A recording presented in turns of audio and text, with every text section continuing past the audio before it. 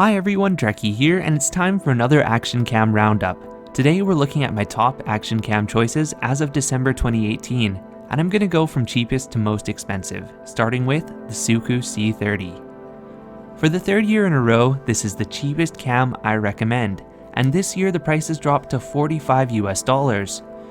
For that price, it features 1080p at 60 frames per second with stabilization, as well as real 12 megapixel still images. Both of those are quite a big deal because most other action cams at $45 are upscaled and fake, so they look terrible in comparison. SooCoo is a first party, meaning they manufacture their own product, so you get better firmware support and a lower price than other cameras based on the same hardware, such as the Akaso Brave 4. The C30 is the kind of camera to buy if you're not super picky about video quality, or you're the kind of person who will only use an action cam a few times a year, so you can't justify the high price of a GoPro. The biggest downsides to this camera that set it apart from the other more expensive cams on this list are its grainy low light recording, iffy battery life, and muffled audio quality. If any of those are a big deal, I'd recommend stepping up to the next camera, which is the DJI T5 Edge. This camera is also known as the Akaso V50, so I'd buy whichever is the cheaper of the two. The Akaso is usually cheaper on Amazon, but the T5 Edge can usually be cheaper from international sellers. The reason I recommend this camera is because it is one of the least expensive cams with stabilized real 4K. It outputs vibrant and detailed video with excellent color reproduction. Sure, the high frame rate modes like 1080p 60 aren't as detailed as our next step up, but this camera is more of a target to consumers with its video output being a finished product, so for most consumers, I don't think that'll really matter. If you're a professional though, or you want more flexibility to edit the color of your video, then I'd consider the next choice, which is the Firefly 8SE. This is a minor update to the already great Firefly 8S, and it features improved audio quality and a touchscreen.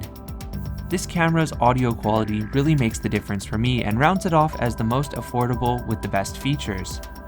The stabilized 1080p 60 looks excellent, and if you invest in a gimbal, you can get decent, color-accurate real 4K. Almost every option can be tweaked with this camera too for those who want to perfect their video. I just don't advise buying this camera from Amazon.com since there's no official seller, and the only one I've found ships from overseas anyways, so save yourself the cash and buy it at the link I've put in the description instead. For my next step up, the only camera I've personally tried is the Yi 4K+, however a new camera that was released this year looks to be better. That's the Sjcam Sj8 Pro. It can be found for $229 from domestic US sellers or $175 from overseas, and it features stabilized real 4K with a premium processor, touchscreen, and a solid build quality. I think it's more worthwhile to get this camera over the cheaper GoPros because of its built-in stabilization, as well as the option to shoot 4K at 60 frames per second. Any more expensive than this one and you're stepping up to the premium camera territory anyways, and for that, there's really only one option that stands out. That's the GoPro Hero 7 Black. This is the camera to get if you want name recognition.